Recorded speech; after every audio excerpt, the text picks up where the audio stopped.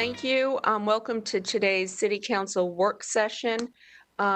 We have one item, and that is a community engagement update.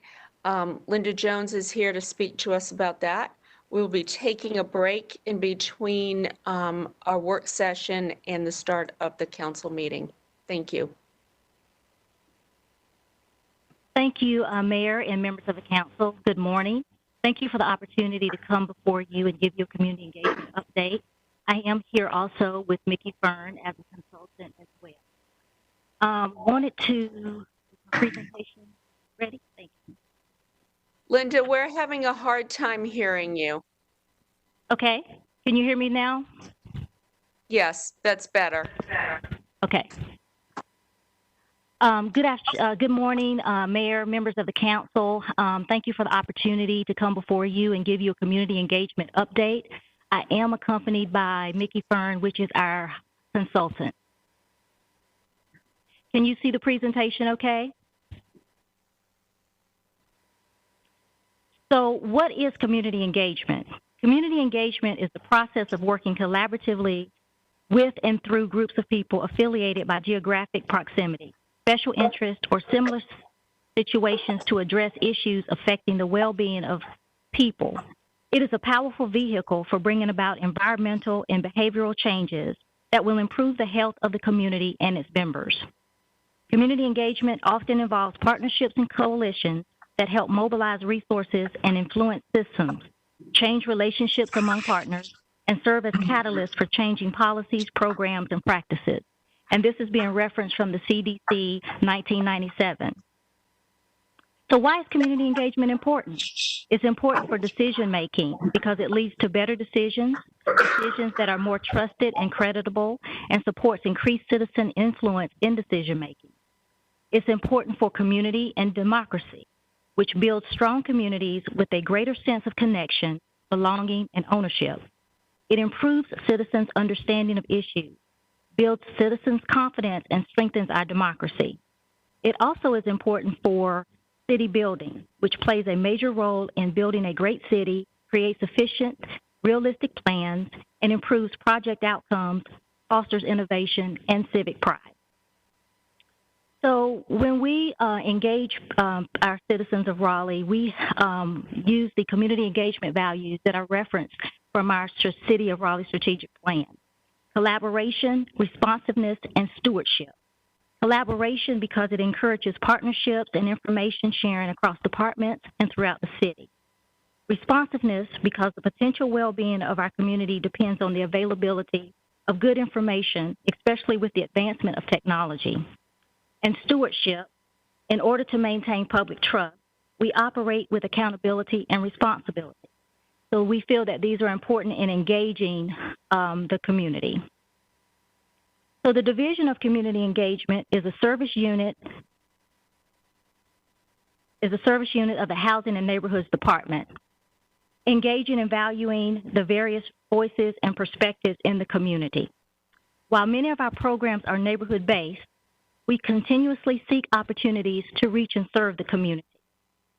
I would like to now talk about some of our current activities that we use to engage our citizens. The Raleigh Neighborhood Registry, which was established in 2002 to give residents involved in decisions affecting their neighborhoods. And we currently have over 360 neighborhood-based organizations that we are working with. Organizations receive city assistance with neighborhood events, festivals, activities, and neighborhood cleanups. And also they have eligibility to apply for the neighborhood improvement funds for neighborhood projects and programs. And we also have the Neighborhood Improvement Arts Fund as well. The other ways that we have had to change due to COVID is we've had to take our programs digitally. So now we are doing virtual Raleigh Neighborhood College, Citizens Leadership Academy. We also have created a professional development workshop for our youth. We have associated ourselves with public input so that we can use online digital tools to get input from our citizens. With the citywide hurricane emergency preparedness book, we have extracted the hurricane part and provided financial literacy series for our Hispanic and Latino population. And of course, we were looking forward to our annual neighborhood exchange, but was canceled due to COVID. So our engagement principle, the Division of Community Engagement currently leverages assets, resources, and techniques to build and strengthen connections among all residents through neighborhood-based organizations, volunteerism, and youth engagement. I am proposing to you today the model of IAP2, which is an International Association for Public Participation. It is an international association of members who promote and improve the practice of public participation and engagement. IAP2 views public participation as any process that involves the public in problem solving or decision making and uses public input to make decisions. This model focuses on the process to make a decision. That process makes decisions more informed. A more informed decision is a better decision, and a more informed decision can lead to a stronger neighborhood, community, and city. And so the foundation of IAP2 is based off of 3 pillars, and those pillars are the spectrum of engagement, the core values, and ethics. As I mentioned earlier, the core values that we utilize actually aligns with our City of Raleigh strategic plan. Looking at the spectrum, I know that you can't see it on the screen, but this information is referenced in your handout, more detailed for you. It's just a way that we engage the public in the different ways in terms of decision making: inform, consult, involve, collaborate, and empower. And then this chart also gives us techniques of how we engage and when we engage. The other important foundation for the IAP2 principle is the code of ethics.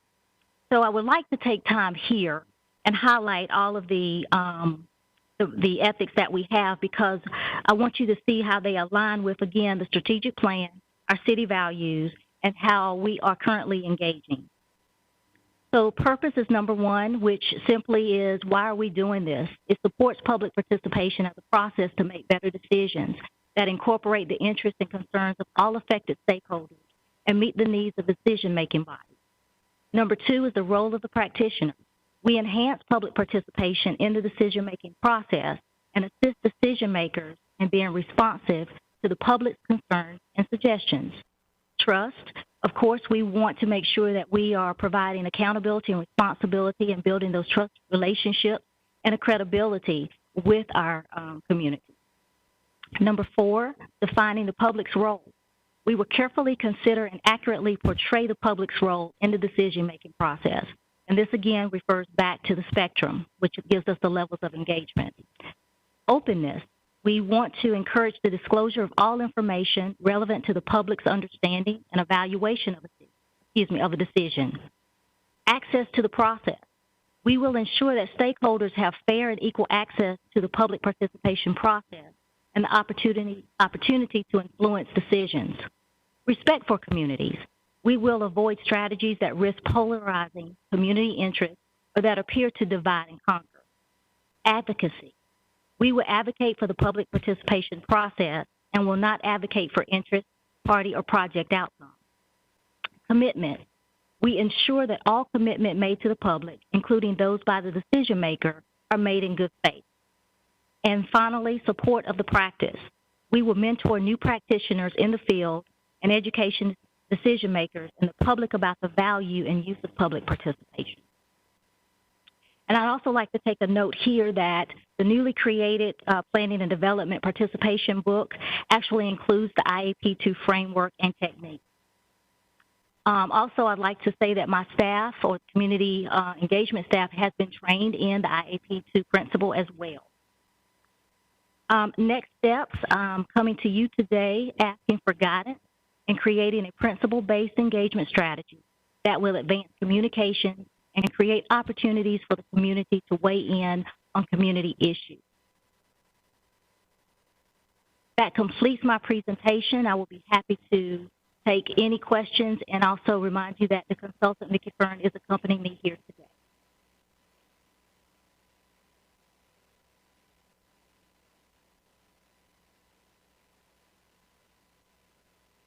Do we have any questions?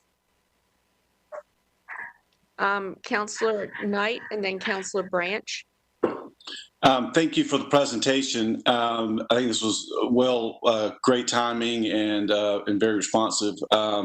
It's the first time I've seen it all the way through, and so I really appreciate it. I appreciate the work that y'all been doing. I think it's good to not only educate the council but also the public on this work that's been going on by this office and for how long it's been going on. And I guess with Mickey there, what are your thoughts in terms of tying in this work with the sort of future for what Mickey is working on now? Either anybody or either one of y'all can comment, but just thought, since Mickey, you're there, welcome, Mickey, to hear from both of y'all or one of y'all on that sort of tie-in. Thank you. Well, I've also been involved with the IEP2 work, and I find the model to be absolutely consistent with what we're headed toward. It may not be that we accept or incorporate the entire model, because we have to consider certainly the idiosyncrasies and the unique things about Raleigh. But talking about those 5 factors about engagement, collaboration, informing, and all those things, those are certainly consistent with the things that we are learning. So I think this is a good model for you to look at, because it will help you understand what we're eventually trying to get to.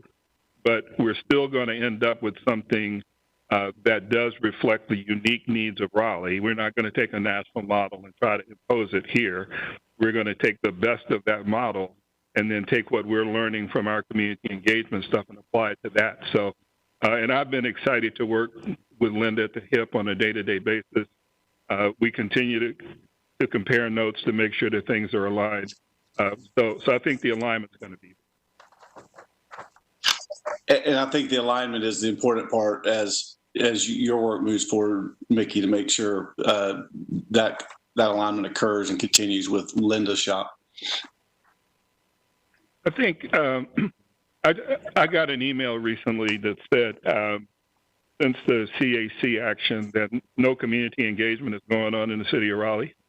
I've had several emails that said since that happened, there's no community engagement, and it's just wrong. I mean, there's community engagement going on every day with the transactions, with boards and commissions, with volunteers, with the various departments. But there seems to be the belief that if we're not engaging the community the way some people want the community engaged, they simply assume that there's nothing going on. But I want to assure you that the community engagement is alive and well in the city of Raleigh, and now we're just trying to make it better and more powerful and trying to make sure it reaches more citizens. Good. Well, I appreciate that. I think especially coming from you, who are sort of in your own way, coming from a fresh perspective and trying to learn as you look to implement our community engagement moving forward, along with Linda's shop. So I appreciate that. Okay, we had Councilor Branch next, and then Councilor Cox. Yes, one question I have is, you saying your next steps is seeking guidance on creating a principle-based engagement strategy. Can you just, basically you're just asking from council what the next step, how we should work to engage in different models? I mean, because as Mickey Fern just stated, there is some engagement in things that happen transactionally all the time, different departments doing anything. So I want to get a better understanding of that next step. Thank you. Yes. So the guidance that I'm asking is just to present this model to you, to let you know that we have been aligning these principles with the City of Raleigh strategic plan, the values, and the foundation and the framework. As Mr. Fern has stated, it is a good alignment. And so just wanted to make sure that you saw this model and that going forward, this is something that you can see that is going to be fluid throughout how we engage throughout the whole City of Raleigh. Okay, thank you. I mean, for me, that's a yes. But I probably could say some more stuff, but I'm going to wait right now and let other councilors speak. Okay, Councilor Cox. Yes, I want to thank staff for the continuing work. They are working hard in engaging citizens in this city. And I agree with Mr. Fern that citizens are engaging with the city very transactionally and with the various departments within the city. But the gap that's missing by abolishing the CACs is that citizens had the opportunity to engage with council. And that's really what's missing, is that we do not have a mechanism, and what's been missing since the beginning of this term is citizen engagement with council. And that's what the CACs brought to the table. And that's what I hope that we will get back very soon. I'm consistently talking to people who were involved in CACs about giving me ideas about exactly how that needs to happen. So what would the next iteration of CACs be, and how would we make sure in that iteration that they are communicating with council? So I'm having a conversation today with somebody for a couple of hours about that. What does that need to look like? And I believe I could probably stand some direction from the council. I mean, I know that I'm hired as a consultant to come in and sort of put all of this together, but I'm also real curious about what you think that model might be, what you think that model might look like. How do we take what we had with CACs and make it more inclusive, and just have it reach more people? So I'm also interested in hearing with council people about how they feel about it. Councillor Branch and then Councillor Melton. So I think that model differs from area to area, even within my own district. There's different ways of engagement. I know for me as a counselor, I've kind of created my own ways in which residents can engage with council. And I had a very great conversation with some citizens this past weekend on improving just our communication overall. So I think there's something that, maybe we could look into. I'm not sure. I'll be willing to work with staff on a pilot. I'm thinking about working with some residents in my own district on something internally, but that's just me doing it. That maybe we could bring back here. But I think ways in which citizens engage with us as counselors, it differs depending on where that resident or citizen is in their life. And Councilor Branch, you make an excellent point. I've been on many of the calls where people who are part of CACs are still getting together and talking. And I've been on those calls in the East Raleigh communities that are fairly poor communities, and I've been on calls with other communities. The unevenness is that the concerns of people on a lot of the CAC calls I've been on are about things like zoning and the width of streets and the height of buildings. And when you're talking about, I don't want to call it disfranchised community, but the communities have historically not been involved, they're concerned about health and eating and food and education and those kinds of things. And it's that unevenness that is going to cause us to have to put some real thought into what this thing is going to be. I have yet to be on a conversation with people in the East Raleigh communities where they even brought up things about zoning, or where they've even brought up things about size of streets or buildings. They're very concerned more about the human nature, about the human services issues than they are about the other issues. So how do we create something, and then how do we get them more interested in issues like zoning? Because they do need to be concerned about it. And it's not like it's something they don't need to be concerned about, but their concerns are more about their lives and about making sure they have the resources that they need than they are about the physical structures in their neighborhood. And so the challenge is going to be figuring out how you create something that covers all of that. And how we get the people who are traditionally concerned about the zoning things to be concerned about the human services thing, right? So, because I don't hear a lot of people on those calls talking about, and you've heard me say this over and over again, that the lifespan in my community is 13 years less than it is in Briar Creek. We don't hear those calls on the other CAC things. So how do we get them more interested in those things? Councillor Melton and then Councillor Cox. Yeah, thank you. I think this is a great discussion. And, I'm someone who doesn't really like change. I'm very type A. And so any change is difficult for me, and I'm working to be better at it. So I understand that as we work through this process, there are going to be a lot of folks who have been engaged for a really long time and done a lot of work in the city on engagement in their neighborhoods and their communities that are struggling with this change process. And I'm entirely empathetic to those feelings. I understand those feelings. But I think if we can get folks on board, we are really working towards a really inclusive new system. And I think that the discussion is exactly right about folks who are probably our most marginalized residents and community members that have not been given access before, and making sure that those voices are elevated as well. But I raised my hand initially to point out, and I'm not trying to be argumentative, but I think it would be remiss not to point out that the state law requires public comment once a month. Our council does it at every council meeting, which is every other week, twice a month. And we did a lot of work at the beginning of this year, Councilor Buffkin and I, with the city attorney and the help of the mayor, to make it easier to come before council. Before COVID, you could come down the day of the meeting up until an hour before and speak, which was not something that existed before this council took office. There are a lot of folks who take advantage of the fact that they can sign up and say our names directly now, and that was not something that existed before we took office. So I think there are different ways to expand access, and some of it's happening in ways that aren't entirely obvious. And we've already done some of that work before, and we have a lot of work before us. But I think if we can get folks on board, we're headed in the right direction. So thank you. Thank you. So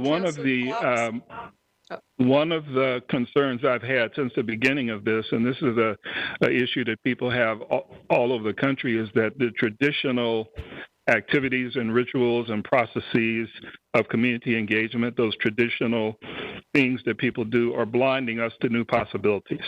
So we're still relying on things that we did before and improving processes that may not have even worked, as opposed to coming up with new things. So the question is, maybe the whole issue about the fact that people can come down an hour before the meeting, or at least could before COVID, maybe we need to create new communication strategies and new opportunities to do those kinds of things so that we're not reliant. The homeostatic state really makes this very difficult. The city of Raleigh has a very strong homeostatic state in terms of how it's operated. And so the homeostatic state keeps calling us back to what worked before. And what I want to start having is innovative and creative conversations about how we protect what we did before, but how we create new opportunities to do that. Councillor Cox? Yes, Mr. Fern, I just want to say thank you for the invitation to provide feedback to you. And I will get in touch with you because I would like an opportunity to meet with you to talk about this in more detail. I have many ideas. Don't want to go into them all here, but I will get in touch with you. I would absolutely look forward to that. Thank you, sir. Councillor Stewart? Thank you, Mayor. I want to say that I'm really appreciating this conversation, and I think we need to have more of it, whether I think in the public sphere and amongst ourselves. And I do want to make sure that staff feels that they have the ability to test things and try new strategies, and that I at least, I'm going to speak for myself, I'm very open to trying new things. So if you think there's new ways that council needs to engage community, or if there are new ways that staff wants to engage community, I want to make sure that you feel you have the ability to go forth and do that while Mickey Fern's work is going on. So I just wanted to put that out there. If folks disagree, I think speak up, but I feel like we're mostly on the same page on that. Thank you so kindly for your continued support. Linda, I have a question. Do we know how many people are joining our council meetings or watching these meetings virtually? No, ma'am, I do not have that information, but I will be happy to find that information out for you. Okay. I've had some people say to me that they feel more connected since we've had virtual meetings. They can now watch these meetings. They feel better informed because they may have children at home. They couldn't come down to a council meeting, and they're like, okay, now I can watch from home while I'm cooking dinner or getting the kids settle down, whatnot. So I'm kind of interested in what kind of engagement we're receiving that way. And the other question I have, I know at one point we were doing Facebook Live for our meetings, and I'm wondering if we're still doing that. So if you could just find that out and let us know, I would appreciate it. And Counselor Cox, or all of you, if you have ideas, I think this is the forum to help share them. I'd like to hear from all of you on, what your ideas are related to community engagement, and maybe we continue this conversation. Counselor Buffkin? Thank you, Mayor, and thank you, staff, for your presentation. Mr. Fern, for being with us. I think that a lot of good points have been made here, and given that invitation, I'll share some thoughts. First off, I love the broad definition that you've set out for public engagement, and I see, as Mr. Fern said, that there is a lot of community member engagement happening in Raleigh right now.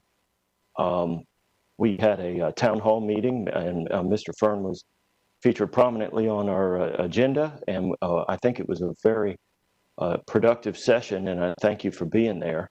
On the question of, should we or can we go back to what we used to have, I think it's worth noting, or at least highlighting the question, did the CACs work? And my recollection, my view is that CACs were not working satisfactorily for a lot of people, including people who frequently went to the CAC meetings. So, that leads to the question of what's the next iteration of something like that, and what will the future of community engagement be? And the view from North Raleigh is that there were some problems with CACs that need to get fixed. We had a CAC up here that covered most of the north part of my district, about 80,000 households, whereas other CACs in the city had less than 4,000. That's a problem. There were people on the western side of my district that never went to that CAC meeting because it was a 30-minute drive to get there. That's an hour round trip on a weeknight, and that's just not going to work for a lot of people. We had problems with creating a succession of leadership.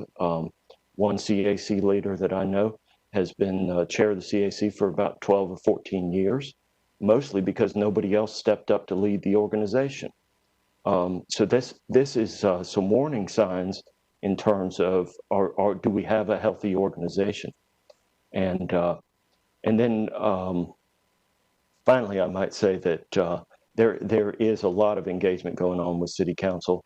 I have town halls, I have meetings with constituents, and we get emails from people. We have, as Mr. Melton noted, our public comment session, which is more than what is required. We've loosened the rules to make it easier. We have our statutory processes.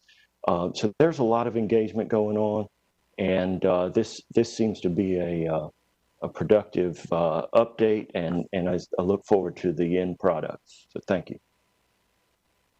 So there's so many challenges in community engagement that don't have to do specifically with what some of the CACs did. And the CACs perform differently. But I just read that in the United States, only 12% of people voting age between 18 and 28 voted. That's a problem.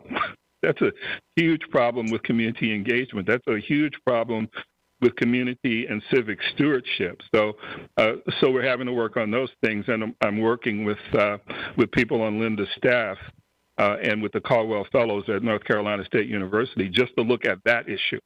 How do we create the next generation of citizens so that they're growing up with a different sense of civic responsibility and stewardship? And of course, voting is bad anyhow, here. And so there's so many things about the democratic process that we need to look at and improve. And so we want to make sure that we're looking at all of those things. Councillor Cox? Yeah, I would just like to take the issue with Mr. Buffkin's comments. He pointed out a number of things that could have been improved with the CACs, and I agree with him. Some CACs were too big. They could have been made smaller. We could have had meetings perhaps in more convenient locations so that people wouldn't have to drive so far. These are all problems that could have been, and they weren't really problems. These were just things that could have been fixed within the context of our CACs.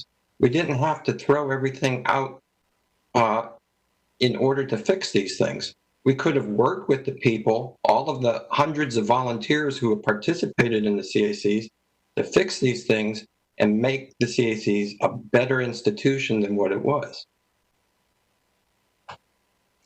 We actually tried that, Councillor Cox, and we had I don't think we did. the engagement group that we brought forward who came back with recommendations.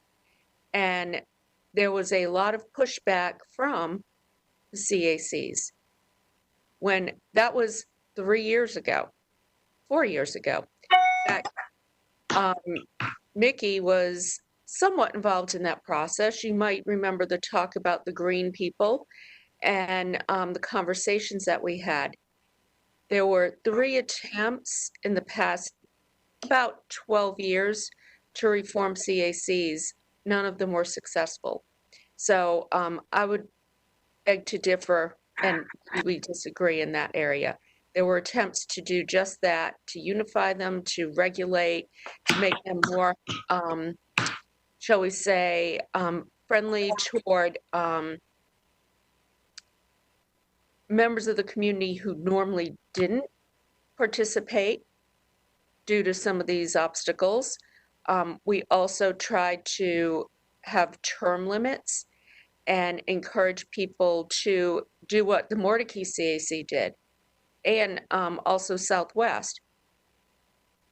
Plan for leadership. So you had a chair and a vice chair. Everybody serves a term, then you have somebody come in. That was not the case, and there was great resistance to any attempt at changing. So if we could have changed them, we would have done one of those 3 times. Council Branch? Yeah, I mean, we could continue, I think, debating that from both sides until the cows come home, as some of my ancestors would say. But I think what we need to figure out now is, where do we go from here? How do we move forward? How do we take the positive things out of the CACs and incorporate them into something new? How do we take some ideas that were never part of the CACs and incorporate them into something new? It's how do we move from here? I hate to be preachy, but I mean, if I always, complain every time my daughter knocked over something and she's 2, then, she'll never learn, she'll never grow.